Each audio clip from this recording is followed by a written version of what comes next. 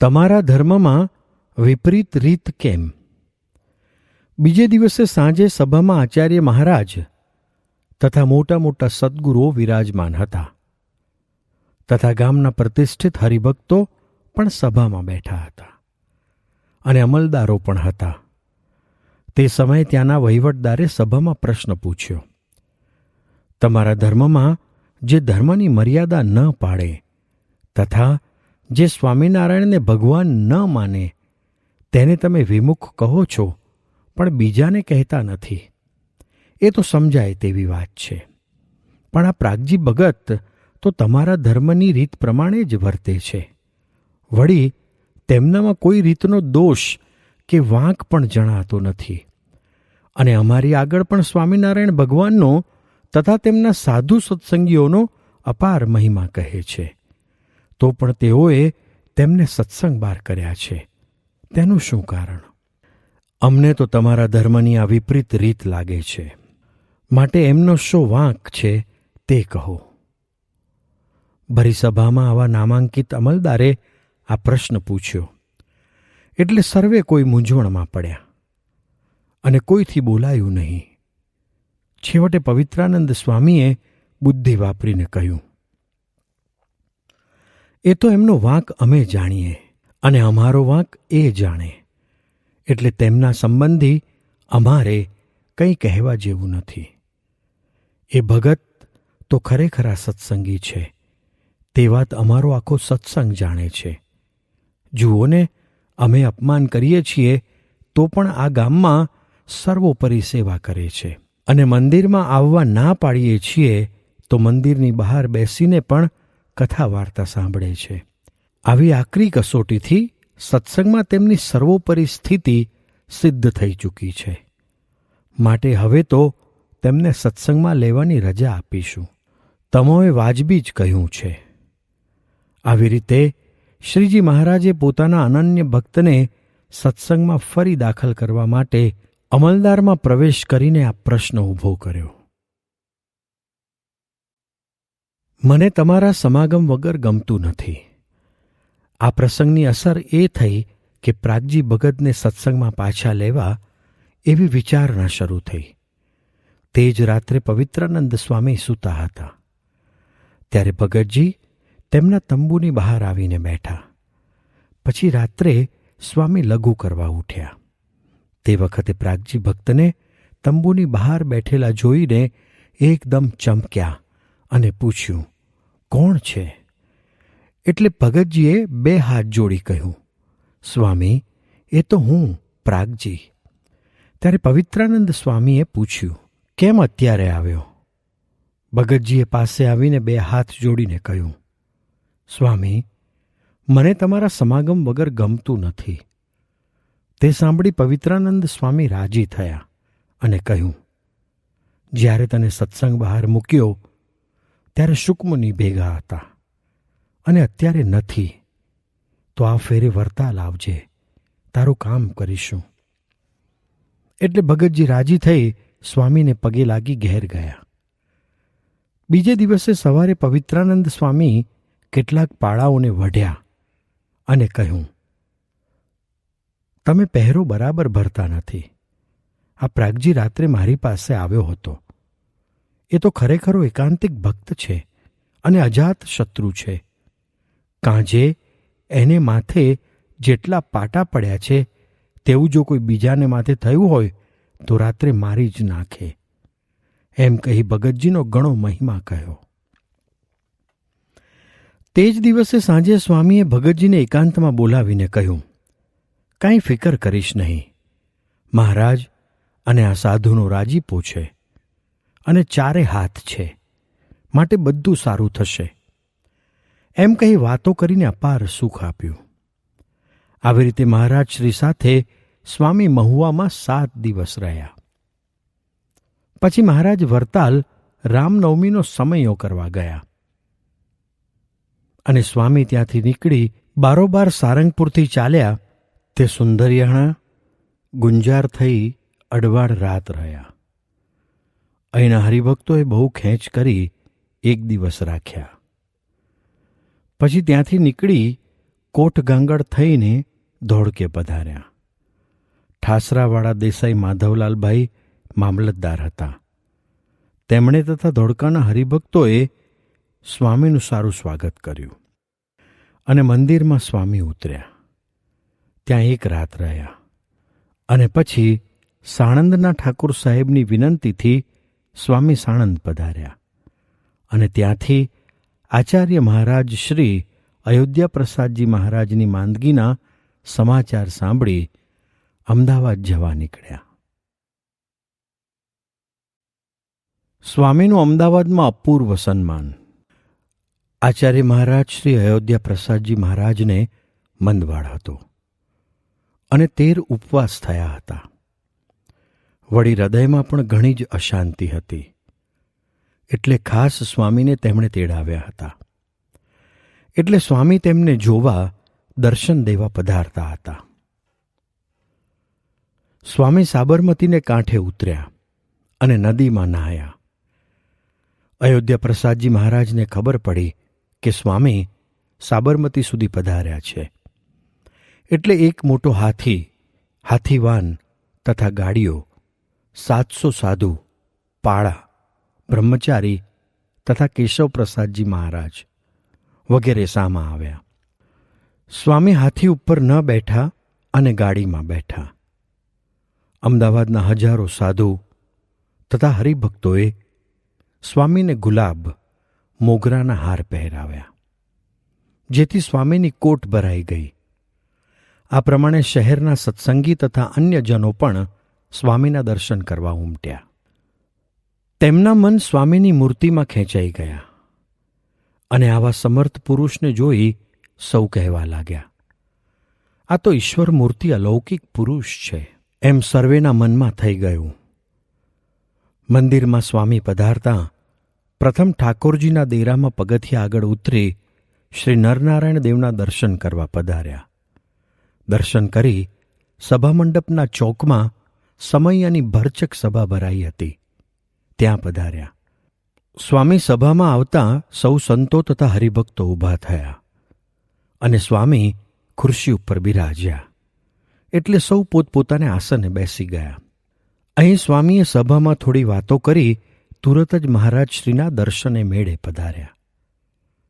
સ્વામીને જોઈને જ મહારાજશ્રી હાથ જોડી પગે લાગ્યા અને નેત્રમાંથી અશ્રુ ટપકવા લાગ્યા.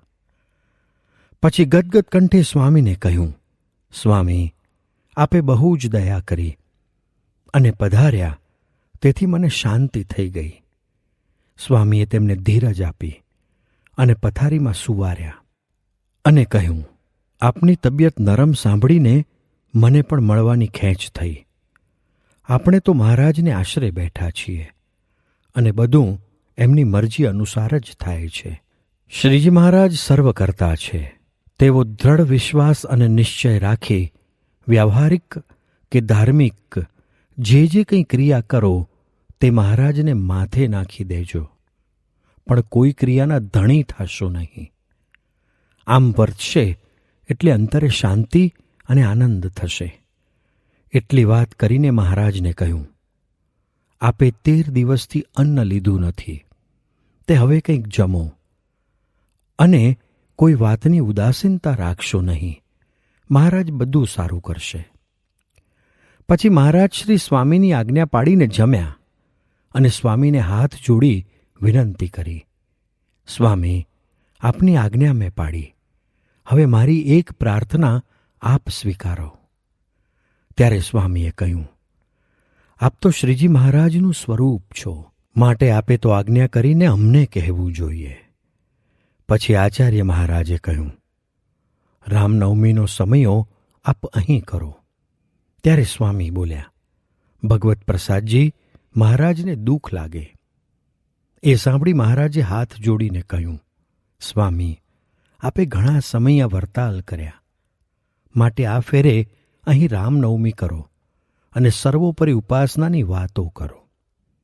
પછી સ્વામીએ મહારાજની આજ્ઞાથી ત્યાં રામનવમીનો સમયો કરવાનું કબૂલ કર્યું.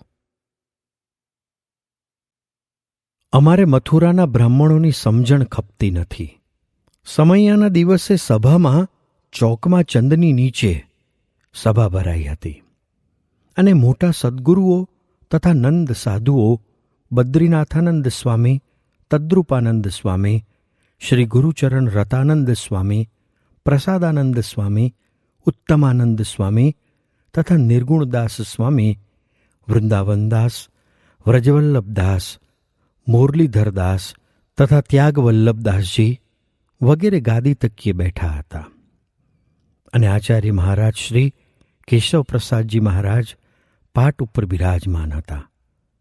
સ્વામીને માટે સભામાં ખુરશી નાખી દીધી હતી. તે ઉપર બેસી સ્વામીએ મહારાજના પુરુષોત્તમપણાની અદ્ભુત વાતો કરી. મહારાજ તો સર્વ અવતારના અવતારી, સર્વ કારણના કારણ પુરુષોત્તમ છે.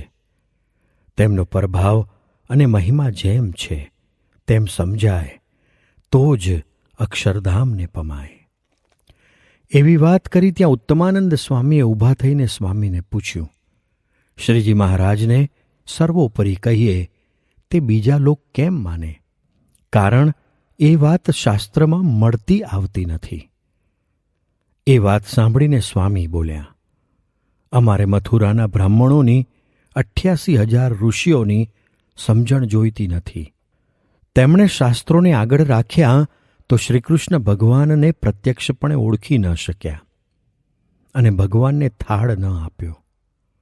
અમારે તો ઋષિ પત્નીઓ અને ગોપીઓની સમજણ જોઈએ છે, કારણ તેમને કોઈ પ્રકારે શાસ્ત્ર આડા આવ્યા નહીં અને પ્રત્યક્ષ ભગવાનને ઓળખીને પરમપદને પામ્યા.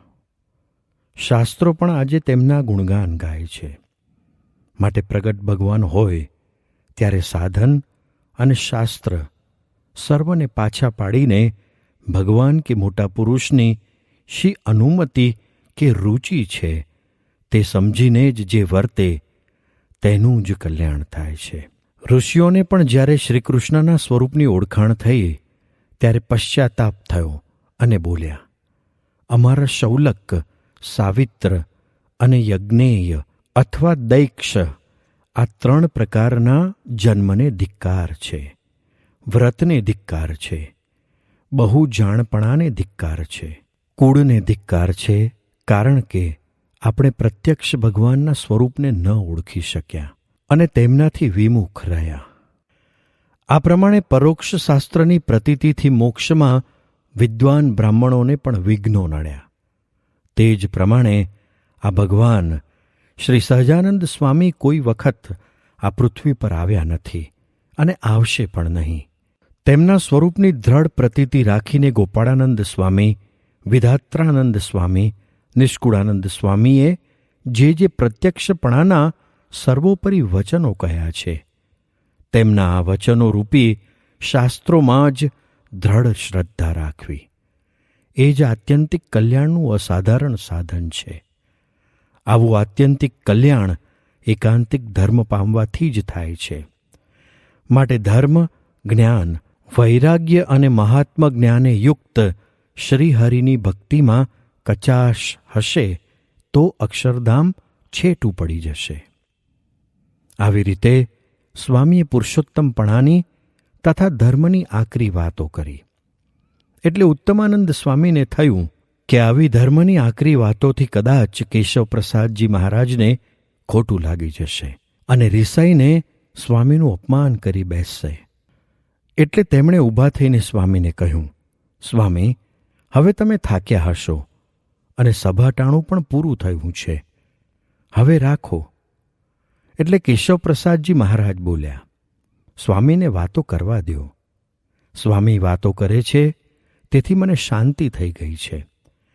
માટે સ્વામીને કોઈ વારશો નહીં અને જે વારે એ મારો શત્રુ છે. એમ કહીને સ્વામીને હાથ જોડી કહ્યું, સ્વામી, આપ આ વાતો કરો.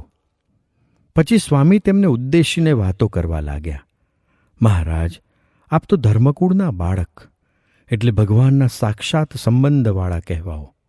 માટે સ્વામિનારાયણ ભગવાને જે ધર્મની મર્યાદા બાંધી, સાધુ, બ્રહ્મચારી, પાળાને જે પ્રમાણે વર્તવાની આજ્ઞા કરી છે તે પ્રમાણે આપ વર્તીને બીજાને વર્તાવશો તો અક્ષરધામમાં આવાશે. વળી જેમ અયોધ્યા પ્રસાદજી મહારાજે ખજાનાની કૂંચી તમને સોંપી છે, તેમજ સ્વામિનારાયણે અક્ષરધામના ખજાનાની કૂંચી અમને આપી છે. એટલે અહીં તો આપ ધર્મકુળના આચાર્ય છો, તે પૂજીશું, પગે લાગીશું, પણ શ્રીજીની આજ્ઞા વિરુદ્ધ ઉન્મત્તાઈ કરશો તો અક્ષરધામમાં નહીં અવાય, કેમ કે ત્યાંની કૂંચી અમારી પાસે છે. એમ સ્વામીએ મંદ હાસ્યથી હિતના વચનો કહ્યા. તે સર્વ શાંતિપૂર્વક સાંભળીને કેશવપ્રસાદજી મહારાજે સ્વામીને હાથ જોડી વિનંતી કરી, આપની જેમ મરજી હોય તે પ્રમાણે આજ્ઞા કરો.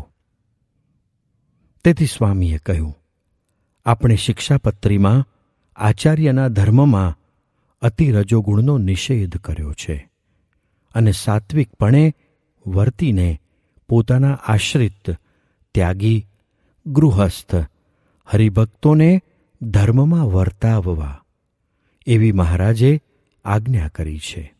તમારે લાંબો ચોટલો અને મોટી મૂછો રખાય નહીં, નાટક ચેટક જોવાય નહીં, એકલા ફરવા જવાય નહીં, સભાટાણે સભામાં બેસવું અને સંતો કથા વાર્તા કરે તે સાંભળવી. જે હરિભક્તો, સાધુઓ પગે લાગે તેમને 2 હાથ જોડી પગે લાગવું અને નમ્રતા, સંતોષ અને દયાળુપણાના ગુણો કેળવવા અને સેવાભાવી થવું. આ મુજબના સ્વામીના ઉપદેશથી કેશવપ્રસાદજી મહારાજ અત્યંત રાજી થયા અને સભા વિસર્જન થયા પછી વાળંદને બોલાવી ચોટલો અને મૂછ ઉતરાવી નાખ્યા અને નાની શિખા રાખી. પછી સ્નાન કરી સ્વામીને આસને જઈ પગે લાગ્યા. આથી સ્વામી અત્યંત રાજી થયા.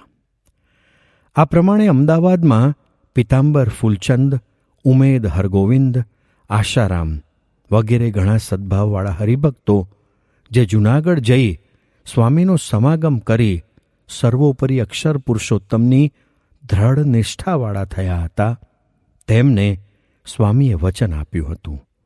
તેથી અમદાવાદ પધારી તેમને વાતો કરી અત્યંત સુખ આપી તેમના સૌના મનસૂબા પૂરા કર્યા અને અંતર્યામીપણું બતાવી હજારોના સંકલ્પ કહી પોતાના અક્ષર સ્વરૂપની નિષ્ઠા પણ કરાવી.